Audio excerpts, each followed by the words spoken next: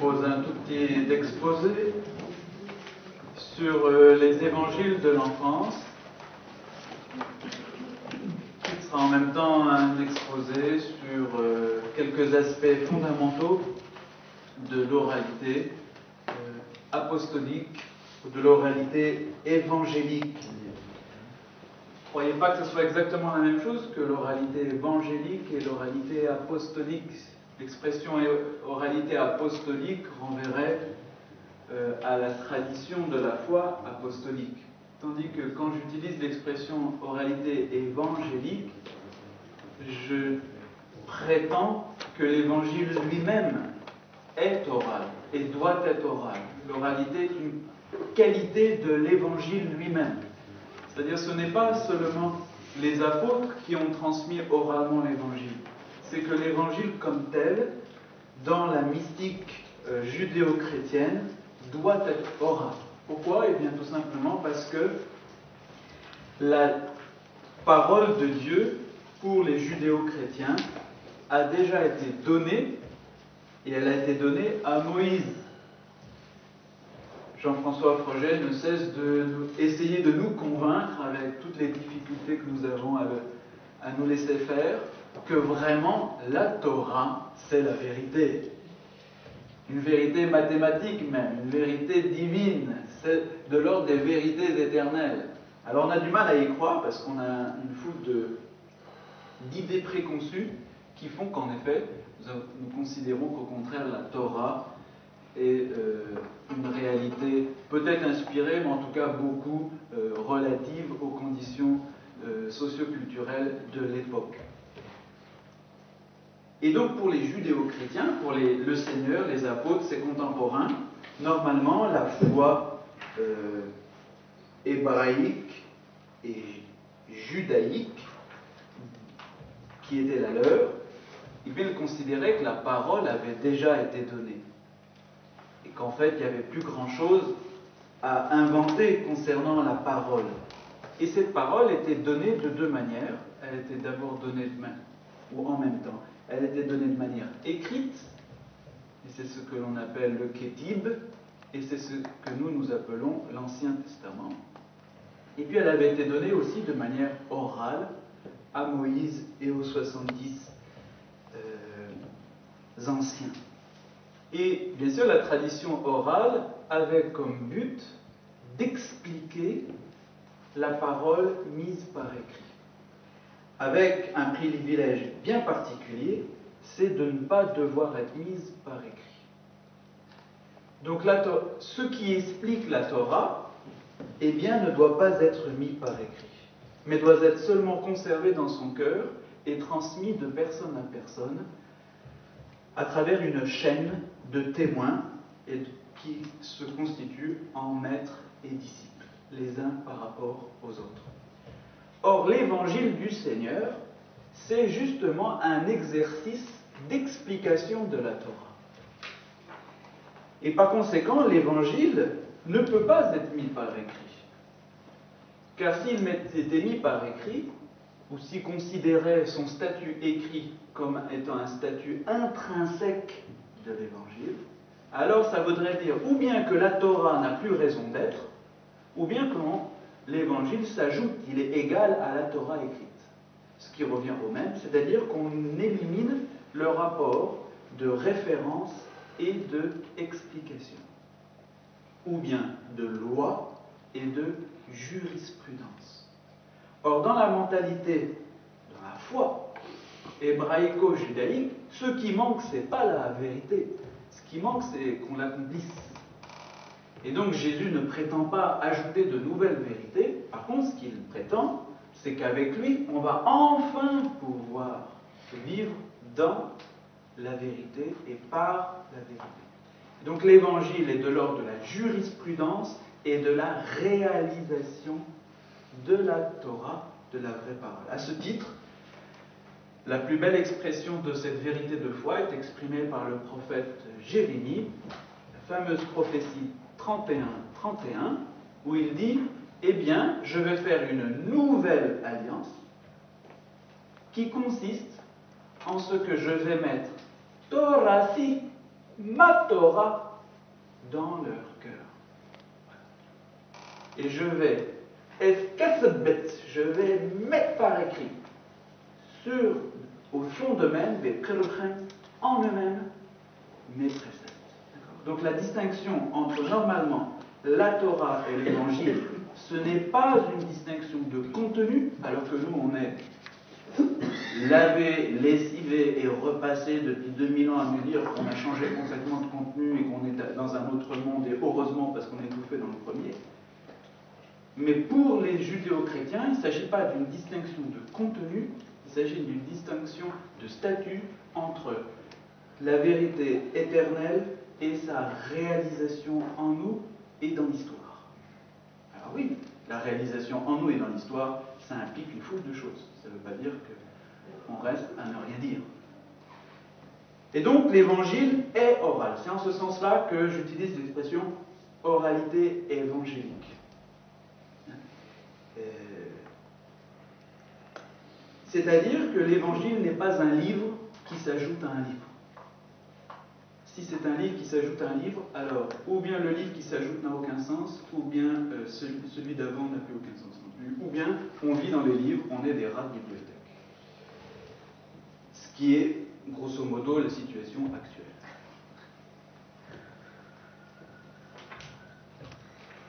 Et donc, il est nécessaire, pour revivre l'évangile tel que l'entendaient les apôtres, de se laisser convaincre de cette spiritualité, et puis ensuite de pratiquer les méthodes relatives à la transmission orale des évangiles, telles qu'on peut les restaurer, bien qu'elles ont été perdues, on peut les restaurer justement à partir de l'écrit que nous avons, parce que la mise par écrit existe, parce que c'est un besoin de l'homme, et de bien comprendre que cette mise par écrit répond aux besoins de l'oralité, que ce n'est pas une mise par écrit banale, mais qu'elle cherche en tout point à rétablir l'oralité de l'Évangile.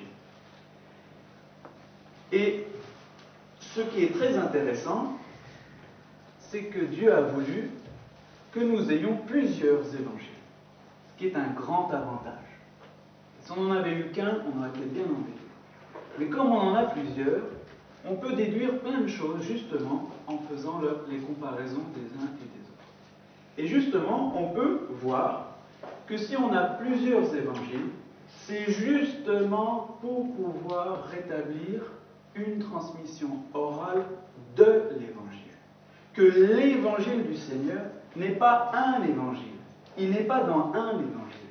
Mais l'évangile du Seigneur, il est nécessairement dans la convergence et dans la rencontre des quatre qui nous sont laissés. Donc la multiplicité, la quadriformie des évangiles, c'est un des signes de ce que l'évangile, justement, n'est pas dans un livre. Mais il est dans le vécu, sans doute éthique. Ça, c'est ce qu'on nous raconte toujours, bien sûr. Il s'agit de vivre éthiquement l'évangile, mais il ne s'agit pas seulement de vivre éthiquement l'évangile, il faut encore vivre sa dimension orale comme transmission. Par exemple, on se propose aujourd'hui de faire un petit tour d'horizon concernant les évangiles de l'enfance. Les évangiles de l'enfance, en principe, nous en avons deux. Une partie en Matthieu et une autre partie ou un autre évangile de l'enfance en Luc. Alors je vais vous montrer qu'on en a un peu plus que ça. Et je vais vous montrer que même ce que l'on a, en fait, est plus que ce que l'on croit voir.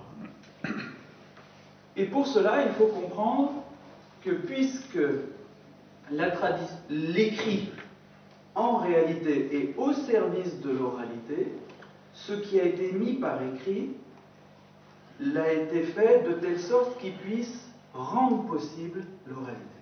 Alors, il faut revenir à quelques règles essentielles de l'oralité. La première, c'est qu'elle est fondée sur le témoignage d'un témoin accrédité. C'est une personne qui parle. Et on doit connaître la personne. C'est-à-dire que la communauté ne croit pas à tout un chacun, mais elle croit à quelqu'un qui soit digne de confiance. C'est pourquoi, normalement, on doit pouvoir exhiber, si c'est possible, nous on le fait bien sûr de manière archéologique, donc c'est pas toujours possible, mais en principe, on doit toujours exhiber le témoin derrière le témoignage. On doit dire, c'est un tel qui a dit, et nous recevons sa parole d'un tel. Et on doit pouvoir remonter toujours au premier témoin, et on doit pouvoir normalement indiquer les chaînons intermédiaires. Dans le Talmud, chaque phrase est d'abord précédée d'une longue liste de Rabbi Yaakov a dit à Rabbi Eliezer, Rabbi Eliezer a dit à Rabbi Yeshua, Rabbi Yeshua a dit, et d'abord on s'apprend toute la liste, et une fois qu'on a appris toute la liste, on a le droit de dire deux mots, qu'on aurait très bien pu tirer de nous-mêmes. Mais ce n'est pas la question. C'est que ça, on sait d'où ça vient. D'accord? Donc en principe, l'oralité est liée à la personne, au témoin. C'est essentiel, il s'agit de paroles vives. Ensuite, l'oralité est livrée, donnée, offerte à une communauté. La communauté joue un rôle essentiel, un rôle de confirmation, parce que le témoin est bien sûr choisi par la communauté. Et le témoin trouve son caractère de témoin accrédité de la communauté. Si bien que la communauté joue un rôle essentiel dans la constitution même des témoignages.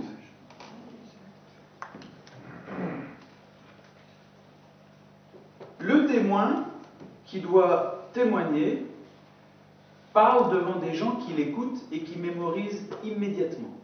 Donc ça, c'est le travail essentiel de Marcel Jousse, d'avoir exposé les étapes par lesquelles un témoin devient un témoignage d'une communauté. Donc, le témoin, d'abord, va composer un récit de l'événement vécu. Cette composition passe par des étapes diverses que l'on appelle la cristallisation, c'est-à-dire pour arriver à un récit suffisamment précis, exact et suffisant pour être un compte-rendu de l'événement vécu. Et puis, ce récit, cristallisé donc, il va en faire le témoignage à une communauté. Et la communauté va immédiatement mémoriser ce récit, si bien qu'on ne pourra plus changer de récit. Parce qu'on perdrait entièrement sa crédibilité devant la communauté. Mais bien sûr, un récit est limité. Et l'événement peut comporter bien plus d'éléments que ce qui avait été d'abord cristallisé. C'est pourquoi, au fur et à mesure, vont se créer ce que l'on appelle des complémentations sur le récit type. Et la communauté va recevoir soit du même témoin accrédité, ou bien d'autres témoins accrédités, un ensemble de complémentations concernant le récit type connu de tous. C'est ainsi que se crée ce que l'on peut appeler des variations sur un même thème.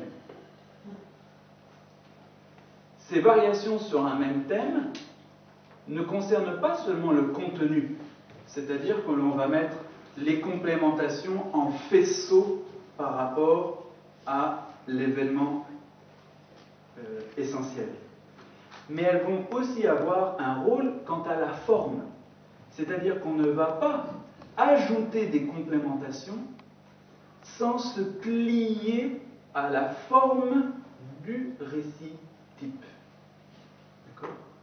Et donc, on va obtenir différents récits complémentaires qui suivent une même structure et qui visent un même événement type, ou un même récit type plutôt. Ce récit type, par exemple, dans nos évangiles, est en général sous-entendu. C'est-à-dire qu'on n'a pas besoin de le dire puisque tout le monde le connaît. Mais des gens comme Matthieu, Marc, secrétaire de Pierre, Luc, secrétaire de Paul, Jean, apôtre ou d'autres, eux ajoutent des complémentations de leur cru, parce qu'ils sont accrédités par la communauté, sur le récit type qui est normalement connu de toute la communauté.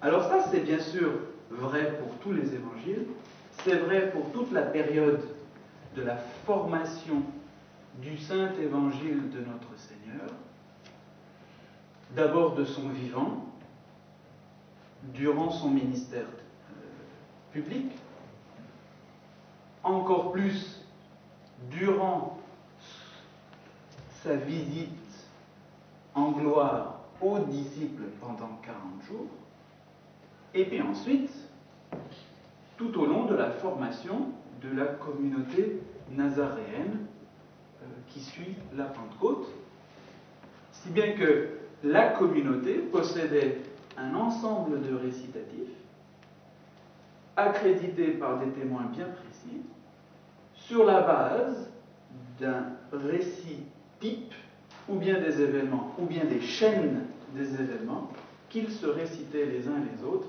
en citant toujours un tel a complémenté ainsi, un tel a complémenté ainsi, un tel a complémenté ainsi. Et nos évangiles, ce sont des complémentations.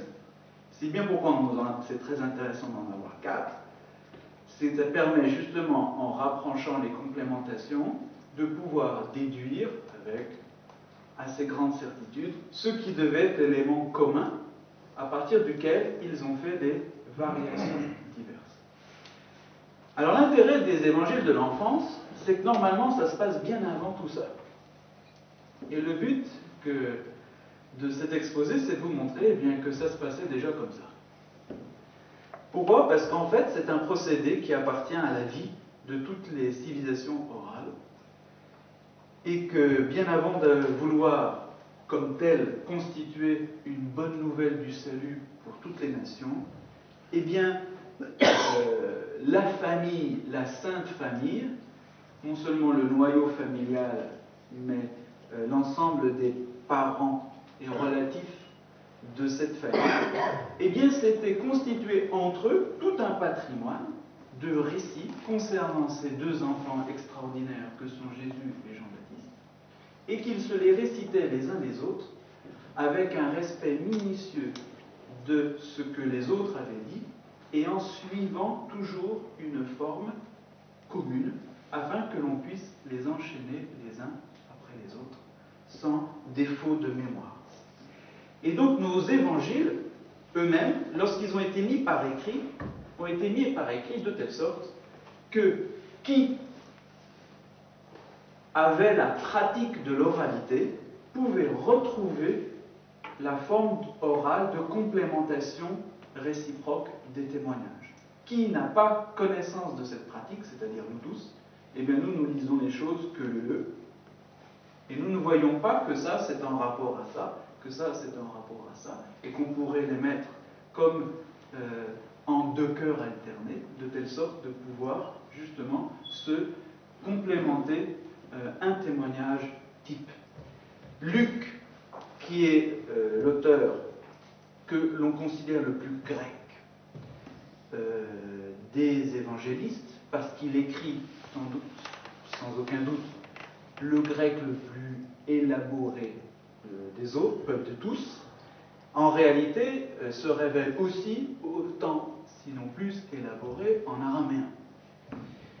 Mais comme personne ne connaît l'araméen, on s'imagine que Luc, parce qu'il écrit bien le grec, il ne saurait écrire que le grec. Enfin, moi je vous le dis, il compose l'araméen avec autant de précision que les autres.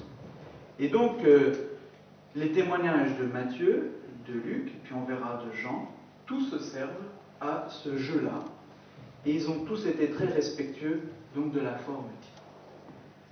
Concernant un événement de naissance, eh bien, on sait par étude comparative anthropologique, qui est exposée donc dans le livre de Pierre, les colliers évangéliques, non pas dans le chapitre, mais dans l'annexe, Puisque je suis un disciple du maître, je fais de ces annexes des chapitres. Il a exposé donc dans l'annexe ce qui devait être la forme type d'un récit d'enfance en Orient, et sans doute aussi en Occident, puisque j'ai fait un peu ce genre de choses aussi en Occident. Et en effet, les choses sont les mêmes. Alors, bon, je vais vous mettre des petits colliers. Alors, on va accepter qu'on fasse des colliers déjà.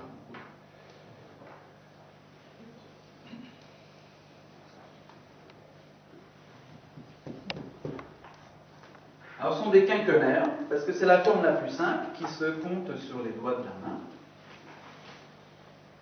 Et le collier type, eh bien, c'est tout simplement d'abord l'annonce de la naissance. C'est-à-dire, la femme découvre qu'elle est enceinte. C'est déjà un premier événement. Aujourd'hui, ça ne manque pas de s'envoyer des emails, des courriels, des coups de fil. Hey, je suis enceinte, ah, un tel est enceinte, ça alors, et voilà. Donc, c'est l'objet d'une nouvelle. Mais comment est-elle enceinte? Si vite, si tard? Ou etc. D'accord? Ah oui, mais c'était difficile. Ah non, c'était vachement facile. On n'a pas vu, on n'a pas pris. Donc, on compose immédiatement un récit de l'annonce de la naissance. Alors nous, on ne mémorise pas. Hein. Une fois que c'est dit, aussi on sait un tel, en fait, c'était vachement long. C'était passé comme ça. Et puis l'autre, ah non, c'était vachement facile. Et puis on n'en a rien à faire. Mais là, à l'époque, c'est important. On sait, parce que, aussi à l'époque, tout est religieux, donc tout a une signification symbolique, et donc si c'était facile ou si c'était pas facile, ça a du sens, ça détermine quelque chose de l'enfance, ça c'est d'abord la naissance. Et puis une fois qu'on a appris la naissance, qu'est-ce qu'on fait? Eh bien, on félicite. Félicitations. Changer de feutre. Changer de feutre. Donc, félicitations, après. On envoie une petite carte. Bravo. Hein? C'est que je suis heureux avec vous. On ne dit pas qu'en fait, moi je suis pas content, mais la naissance c'est un bel événement. Hein? On a fêté au commencement de notre session, on n'a pas pu s'empêcher de célébrer quelques naissances. Parce que comme dit le Seigneur, malgré les souffrances, dès qu'un homme est né, c'est une grande joie. Et puis, il y a proprement la naissance. Alors là, on va se raconter des choses. Comment ça s'est passé? Quoi?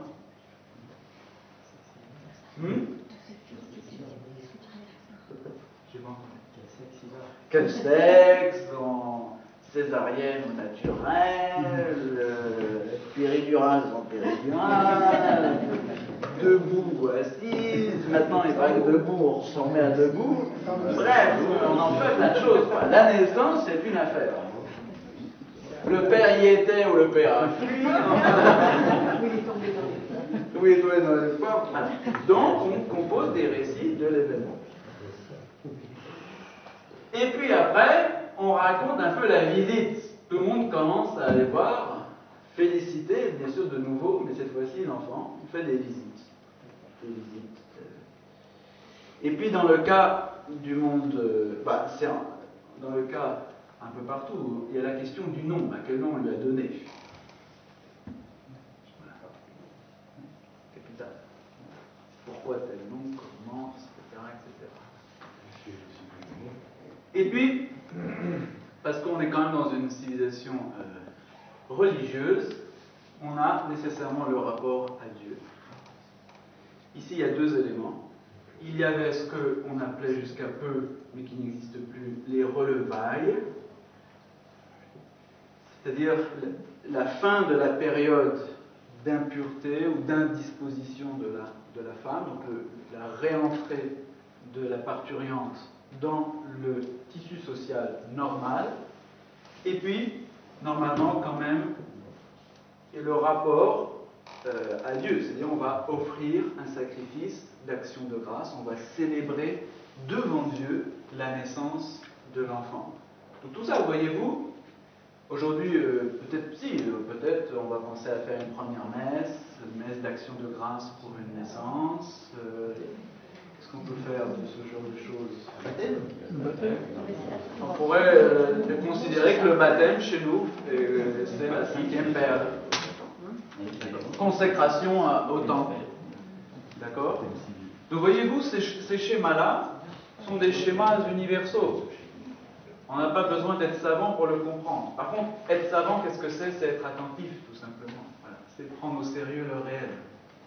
Et donc on s'aperçoit que, universellement, on passe par ces étapes principales et que l'anthropologie nous démontre que elles ont existé. La seule différence, c'est qu'en civilisation orale, on mémorise, on constitue des récits cristallisés et on les garde parce qu'on n'a pas beaucoup l'occasion d'écrire, ou écrire c'est pas très sûr, et puis ça ne sert pas à grand chose, on ne va pas sortir son papier à chaque fois. Chaque fois que quelqu'un vient, on raconte. Et puis comme les gens mémorisent, eh bien le récit se cristallise, se fixe et se définit comme ça. Donc vous imaginez que Marie, Élisabeth, Zacharie, Joseph ont dû à chaque fois réciter tout ça devant toutes les personnes qui leur rendaient visite. Ceux qui sont allés en Orient peuvent s'imaginer ce que c'est que des visites. C'est aussi tuant qu'une naissance. Toute la journée, ça déboule. Et on boit du café toute la journée. Et donc voilà, donc c'est très vite et on se répète. On va pas, à un bout d'un moment, on ne change plus d'idée. Donc on arrive très vite à la structuration donc d'un collier de l'enfance. Eh bien, quand on regarde les évangiles, on s'aperçoit que cette structure-là se retrouve 3 fois. Elle se retrouve en effet dans l'évangile de Matthieu, qui en plus ponctue chacune des verbes d'une référence scripturaire. Donc là, il n'y a aucune ambiguïté sur cette structure qu'on connaît. On s'aperçoit que l'évangile de Luc est divisible en 10, c'est-à-dire qu'il contient 2 colliers. Le collier de Marie, Joseph, et le collier de Élisabeth, Zacharie. Bien sûr, dans ce milieu-là, ce sont des femmes qui prévalent. Et que donc on peut aligner tous les récits d'enfance sur ce schéma-là. Alors c'est très simple. Si on commence par Élisabeth, Zacharie, et puis Marie, Joseph.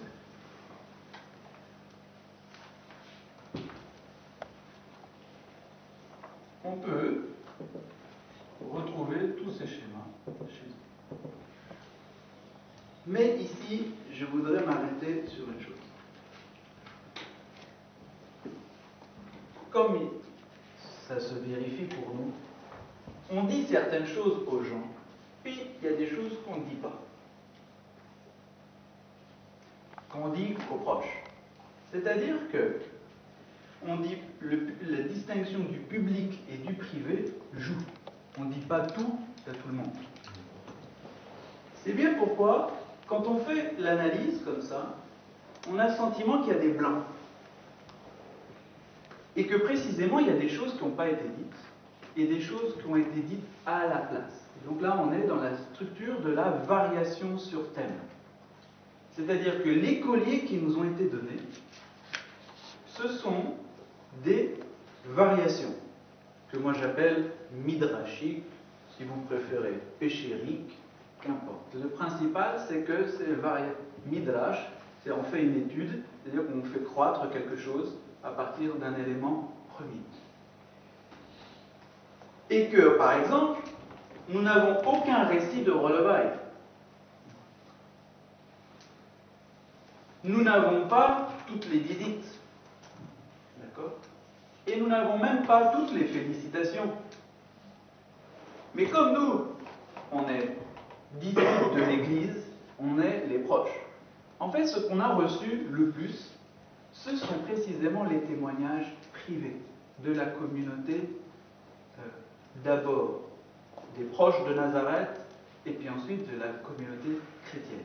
Mais on peut très bien rétablir aussi, grosso modo, on a les traces de ce qui devait être le discours formel pour le voisin qui arrive. Alors, il est né votre enfant? Oui, voilà, il est né. Point. On ne va pas lui dire, j'ai sué toutes mes sueurs de mon front. On va lui dire, ça s'est bien passé, merci, au revoir, je suis content.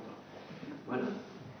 Alors, on peut définir, avec une assez grande, je crois, objectivité, donc une forme exotérique et une forme ésotérique.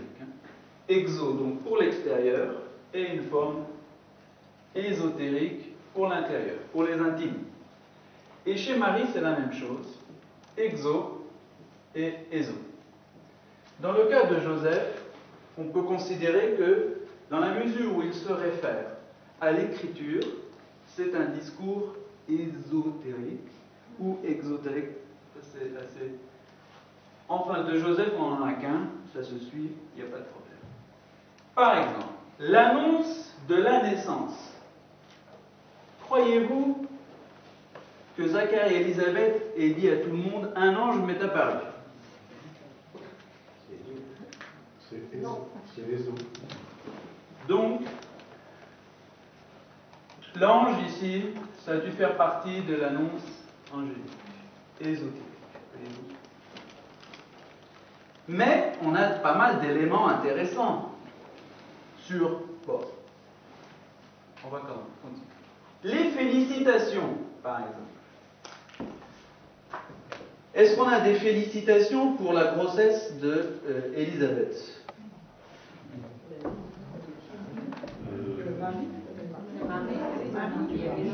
Alors, donc, vous avez la visitation. Oui. Mais dans la visitation, est-ce qu'ils ont tout raconté? Non. D'accord? Donc vous avez un morceau de visitation, un premier morceau de visitation qui a dû être raconté, notamment donc la venue de Marie, le fait qu'elle vienne immédiatement, le fait qu'elle l'ait aidée pendant plusieurs mois, pendant 3 mois. Donc il va y avoir tout un ensemble de discours sur la venue de Marie à Ain Karem pour aider sa cousine ou sa parente. Ils n'étaient pas à Ain Karem à l'époque? À Hébron. Parce que c'est une dimta. L'endroit où il vient, c'est une dimta. Il n'y a qu'Hébron à cet endroit-là qui est une dimta. Ok. Oui, on a par contre une visitation bien plus ésotérique et qui est quoi? Magnificat. Non. Le- Concernant Élisabeth. Jean-Baptiste, Voilà. dans la On a l'histoire de l'effusion de l'esprit. Ça, Élisabeth devait le dire aux proches.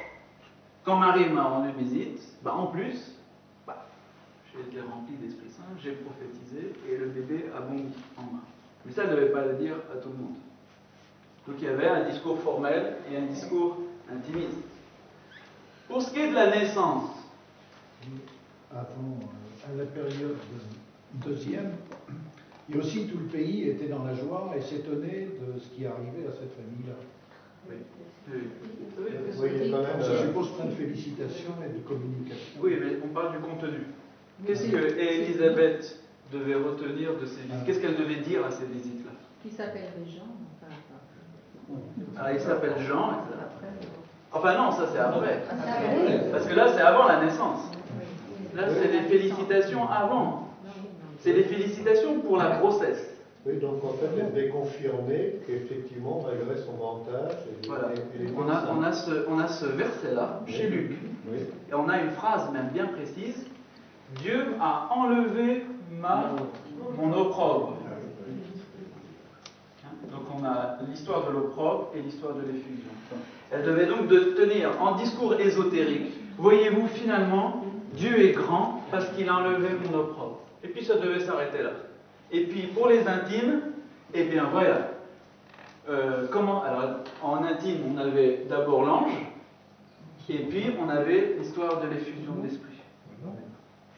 L'ange les gens qui étaient au temple et qui attendaient le retour de Zacharie, c'est écrit, Très juste. compris qu'un ange lui était apparu. Oui, Très juste, oui, très juste, très juste. absolument.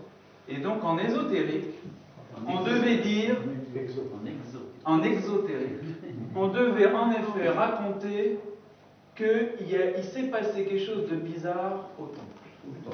Il a eu une vision. Qu'il a eu une vision. Une nudité. Mais est-ce qu'il devait raconter le contenu de cette vision? Il était muet. Lui était muet. Il était muet. Et donc, ça ne pouvait pas aider, d'accord? C'est important. Il y avait donc son mutisme. Il y avait vision et mutisme suite à la vision dans le temps. Voilà. Mais plus que ça, non. Et puis ça suffisait finalement. Dans une perspective religieuse, immédiatement on se disait, eh bien, voilà que Élisabeth avait 50 ans, enfin elle avait 40 ans, elle est enceinte, après que son mari soit muet au temple, donc il y a une corrélation. Mais on ne devait pas raconter le contenu, à savoir ton fils aura la puissance d'Élie, il préparera le peuple pour préparer les sentiers, etc. Ça c'est bien plus complexe. Bien, le récit de la naissance de Jean-Baptiste. Oui, voilà. Il n'y a pas grand-chose, non?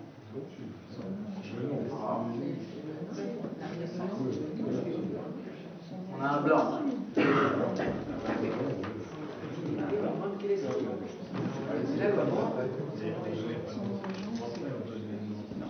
Blanc pour la naissance.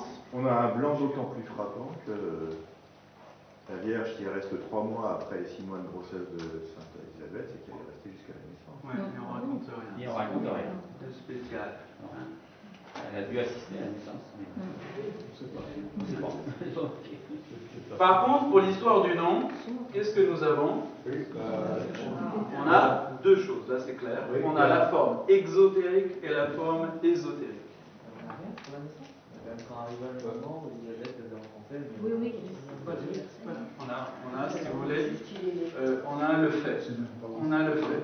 Voilà, tu as raison. Non, mais vous voyez, moi, je fais le cours, mais j'ai pas tout en tête. Il faut que je regarde l'âge. En effet, moi, je l'ai écrit. Je l'ai mis pour la naissance, on a en exotérique 57-58.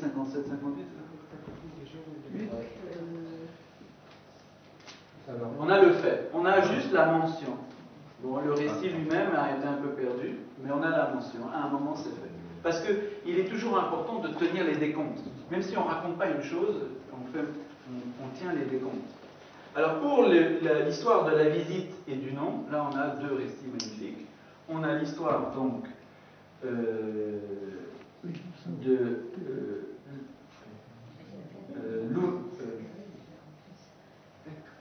la déliaison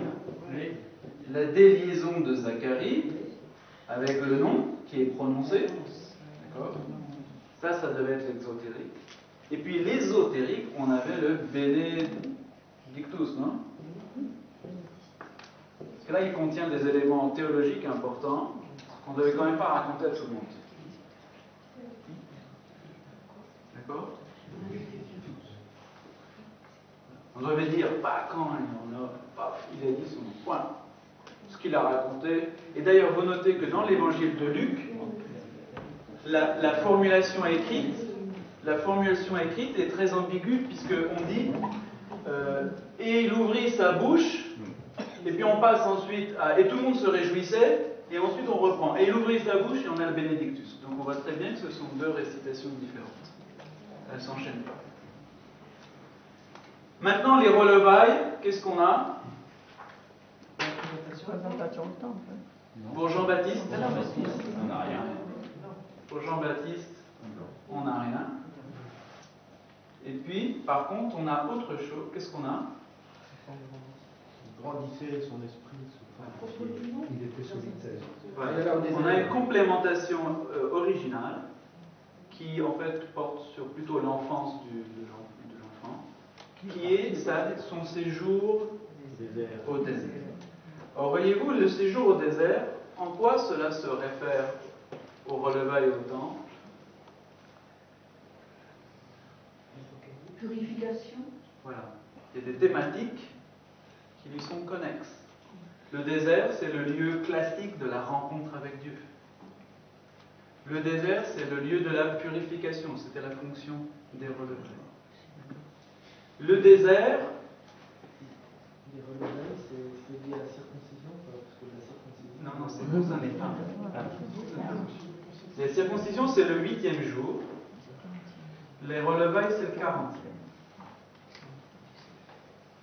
Et donc le désert, il y a thématique de la rencontre avec Dieu, qui rejoint le temple, thématique de la purification, qui rejoint les relevailles, et thématique aussi purement chronologique. Mais pourquoi donc Jésus est allé, pourquoi Zacharie a été envoyé au désert? Jean-Baptiste. Parce qu'il y a une mission prophétique. Pour qu'il devienne petit. Pour préparer les voies du Seigneur. Bon, vous faites que des lectures Son père théologiques. aurait dû être grand prêtre. Parce qu'il est mis en danger. Mon frère. La classe sacerdotale est au courant de ce qui s'est passé. Oui. Donc c'est bien le temple qui le chasse, c'est-à-dire la classe sacerdotale. Donc il y a aussi une relation purement chronologique, factuelle, au-delà des dimensions théologiques. Donc vous voyez bien que cette complémentation entre parfaitement dans le cadre thématique du récit type. Il est en danger parce qu'il est très moyen. Non. Son père aurait dû être grand prêtre parce qu'il n'y avait pas eu l'occupant romain qui avait mis un de ses partisans à lui. Voilà. Oui, mais Zacharie, il n'a pas été chassé, lui. Non, mais je me dis, il aurait dû être grand prêtre. Il était pas au désert, pardon, il était pas au désert, oui, Zacharie. Pourquoi est-ce que Jean-Baptiste doit aller au désert si Zacharie C'est un n'est pas au fait? prophète qui annonce la venue de David en royaume. Et parce que la menace d'Hérode sur Jésus s'applique aussi à Jean-Baptiste, puisque jusqu'à 2 ans, tous les premiers-nés.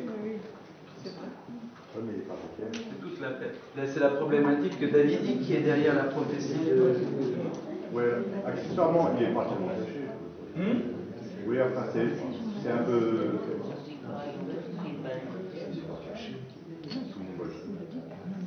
Donc c'est vrai. Alors, le désert, c'est important parce que ça veut dire qu'il n'est pas sous la juridiction du temps. Il est hors de la ville, il est hors du périmètre des 30 km de Jérusalem. Et le désert, ça veut dire certainement qu'il est avec les Esséniens ou avec une communauté retranchée. Est-ce qu'il est de l'autre côté du Jourdain? Je ne sais pas, à ce moment-là, c'est désert. Le désert, c'est qu'il n'est pas dans la ville, il n'est pas exposé. Il est planqué. Désert, ça a une dimension monastique, enfin, érémitique. Enfin, érémitique, c'est un grand mot, mais disons. Alors, concernant Marie. Et contestataire parce qu'il était prêtre. Alors, est-ce qu'il était exclu ou est-ce qu'il a contesté, comme les Esséniens? C'est toute une problématique des Nazaréens qui est derrière. Alors, pour Marie, est-ce qu'on a le récit exotérique?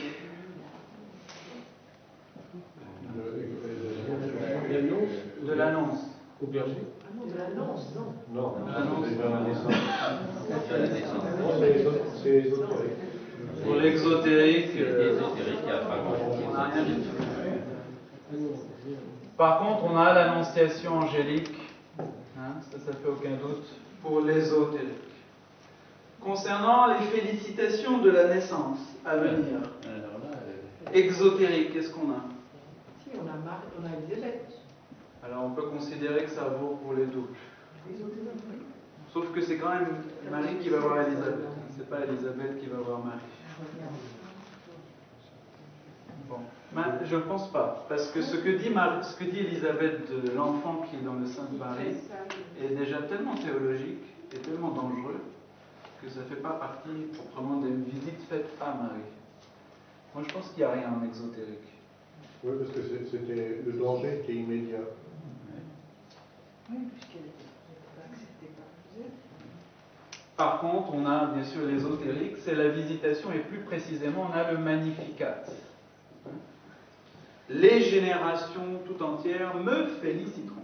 Alors, on a la thématique de la félicitation qui est clairement explicitée à l'intérieur même du Magnificat.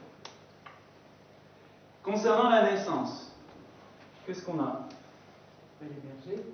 Voilà. En exotérique, on a certainement l'histoire. Non, on a d'abord l'histoire de Bethléem en général.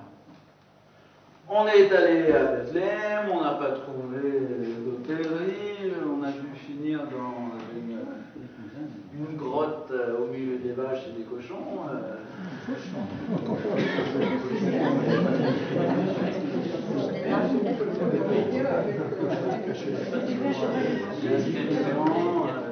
Mais dans les évangiles, on a essentiellement ça, les difficultés.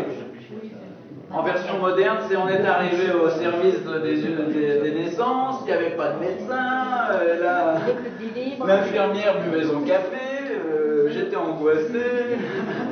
Voilà, les contractions, c'est de ce genre. Les cousins ne nous ont pas accueillis. Les cousins ne nous ont pas accueillis. Parce qu'il y a tous les cousins quand même à Bethléem. C'était la famille. Mais ils ont seulement dit on n'avait pas de place. On n'avait pas de place. Parce qu'ils sont gentlemen. Vous n'avez pas commencé à dire mais un tel a pas fait, un tel. Non, c'est beaucoup plus grave que ça. S'ils avaient accueilli une femme enceinte qui risquait de faire naître le premier, ils recevaient chez eux celui qui allait devenir le chef de famille. Oh là là. Bon, par contre, on a des éléments exotériques, ésotériques et clairs. On a encore un coup les anges, n'est-ce pas? On a les anges, anges et bergers, n'est-ce pas? Pour le nom, pour la visite, qu'est-ce qu'on a? On a les mages qui arrivent après. Les mages, c'est Joseph. Qu'est-ce qu'on a pour... s'il vous plaît. Les anges qui dit le nom. Ah oui, les bergers. Ça, c'est dans la naissance. Maintenant, on passe au 8e jour. Au 8e jour, quel récitatif nous avons? Présentation. Non, on a la circoncision. On a la présentation. On a la présentation. Et on a la circoncision. On a tous les éléments. De la circoncision, qu'est-ce que nous avons? La prophétesse. La prophétesse. De la circoncision, nous avons simplement le fait, c'est tout. Le fait avec sa référence scripturaire. Autrement dit, voyez là, vous avez un exemple de récitatif formel. On a fait ce qu'on nous a demandé. La référence culturelle va dire que c'est l'ange. Les deux colombes et machin. Voilà. Avec l'ange. Mais ça, c'est un ajout de Luc aussi, attention. Ça, c'est, attention, hein, il y a aussi des éléments rédactionnels. Celui qui écrit ajoute aussi. Le fait que non, ça, c'est pas la peine. Ça relève pas nécessairement de l'oralité. Hein. Et les bergers, c'est la nativité, ça. Non, c'est on n'est pas sur la nativité. Concernant les relevailles, est-ce que pour les relevailles, nous avons quelque chose? Et nous avons quoi exactement? Le vieillard Siméon. Nous avons les deux. Nous avons le fait brut plus le commandement scripturaire. Donc vous avez la version ésotérique qui est donnée. On a fait ce qu'on nous a demandé. Par contre, on a de beaux éléments aussi ésotériques. On a Siméon et plus Anne. D'accord. Oui, mais ça se passait en public. Ben si, dans le temps. Il devait y avoir d'autres couples avec un enfant, une seule. Alors ça se peut...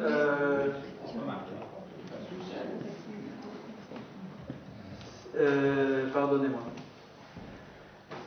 Siméon Anne, je peux les mettre ici. C'est la visite, là, oui. oui.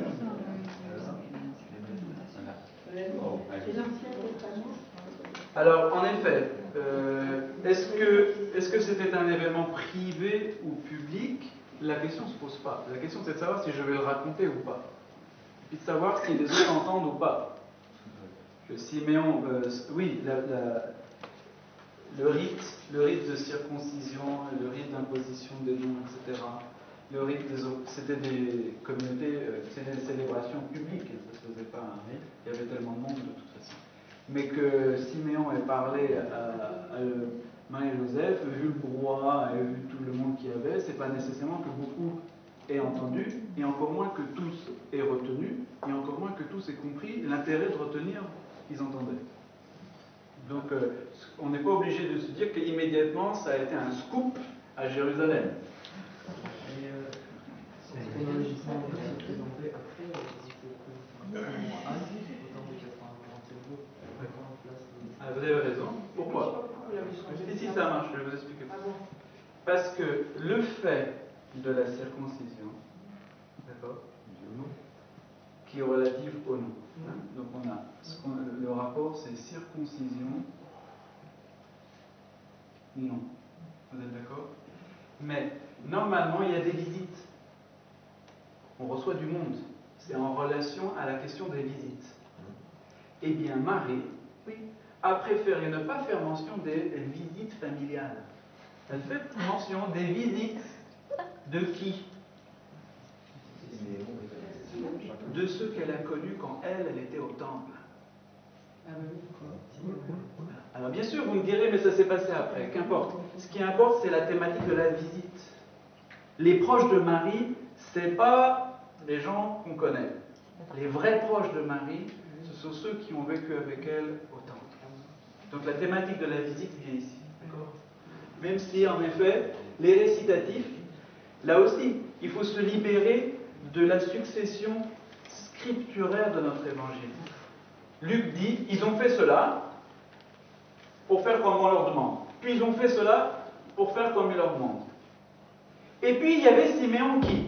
Mais ça ne veut pas dire que Siméon qui, ça soit nécessairement au moment où ils ont fait ce qu'on leur a demandé. C'est-à-dire que le suivi n'est pas rédactionnel, peut être différent du suivi chronologique. D'accord ? Donc, on ne peut pas affirmer absolument que c'est nécessairement au moment des relevailles que Siméon et Anne aient prophétisé.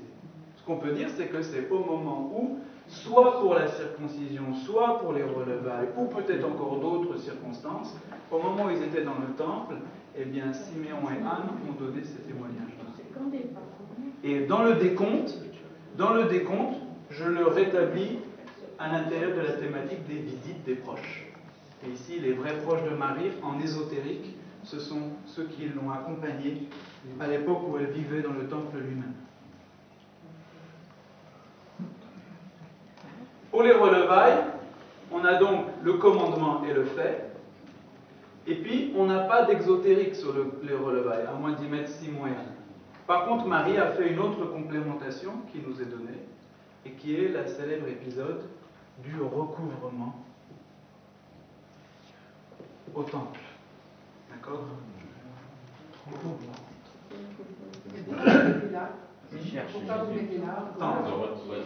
C'est la dernière. C'est la dernière. C'est beaucoup plus tard.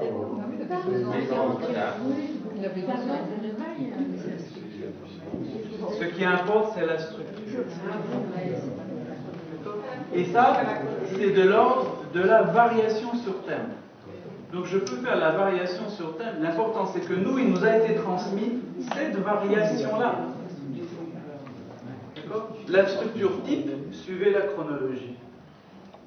Puis, dans la méditation de Marie, puisqu'on parle de ça, Marie conservait dans son cœur, les soupesait, les balançait, littéralement, parce que Ahama, c'est ça que ça veut dire, c'est soupeser. Eh bien, après, elle compose des variations ésotériques, voilà, qui nous ont été transmises dans l'Église et qui correspondent à ces décomptes-là. Alors Joseph, le pauvre, il va être écrasé. Alors Joseph,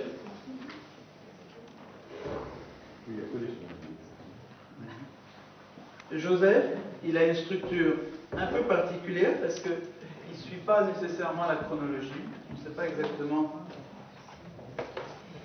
mais on retrouve les mêmes choses. Joseph fait tout en fond.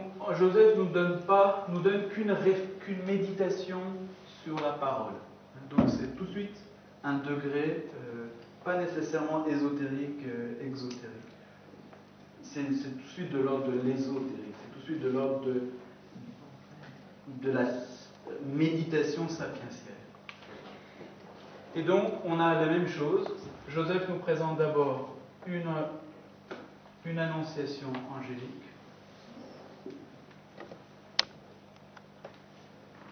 Pour les félicitations, qu'est-ce qu'il nous présente?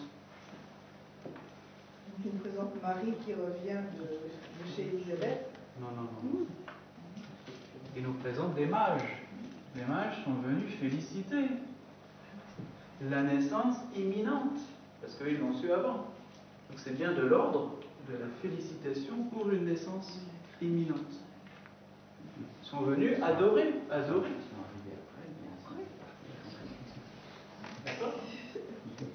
Ils ont une apparition prémonitoire et ils sont partis. Ils ont mis un peu de temps pour arriver, mais ils sont partis. La naissance nous est racontée sous quelle forme?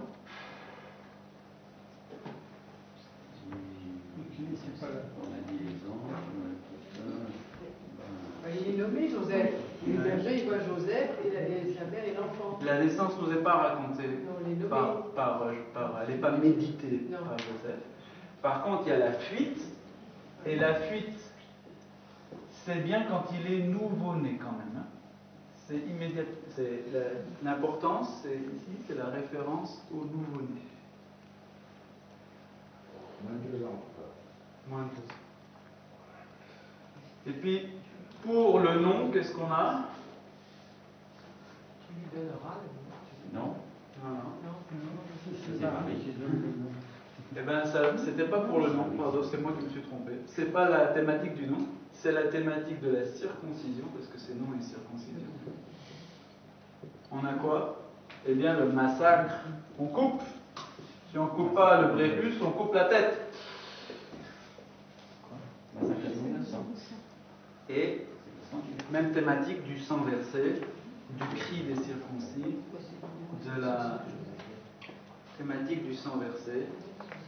C'est la circoncision. D'accord. C'est le sang versé. Et puis pour les relevailles, on n'a rien. Par contre, qu'est-ce que le dernier récitatif de Joseph, c'est le retour ou à Nazareth. Et Nazareth, c'est important, pourquoi? Parce que voilà, c'est en rapport au nazir, c'est-à-dire au consacré à Dieu. C'est en référence donc au temple par la thématique de la consécration de soi. Et c'est aussi en référence au désert des Esséniens, parce qu'il y a des rapports, sinon même d'identité, entre les Esséniens et les Nazoréens. Donc on voit que Joseph a composé aussi son collier sapientiel sur son fils Jésus, en suivant les structures de base relatives aux femmes. C'est très intéressant. Donc ça veut dire que la vérité de Joseph repose sur celle des femmes. On verra, c'est très important parce que on a un exégète moderne vous dira c'est Matthieu qui a composé une méditation théologique sur Jésus.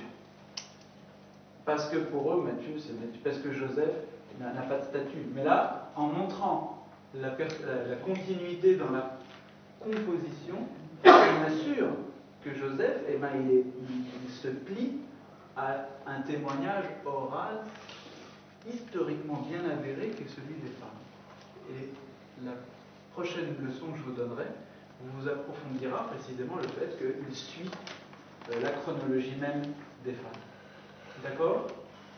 Voilà, c'était ça un exposé sur donc le principe de récit typique et variation sur sur thème, qui est caractéristique des